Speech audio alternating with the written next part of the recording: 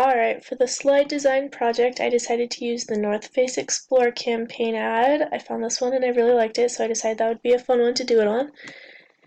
And if we take a look at the original ad, they used a lot of diagonal lines. They used this one right here, and then they also used diagonal lines with the mountains in the background of the ad.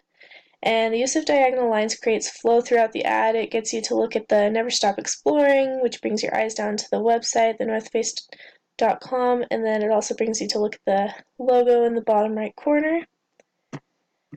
The typography that they use a bold italic sans serif font, and it just creates a super clean cut feel. It's easy to read, and it's easy to know what the message is that they're trying to get across. And then if you look at the colors used in the ad, they use the red in the logo, which stands out, and then the white of the font that they used also stands out from the picture that they used in the background. And then the new ad, the one that I created, so I found the same kind of photo with like mountains in the background, someone on top of the mountains, and Never Stop Climbing.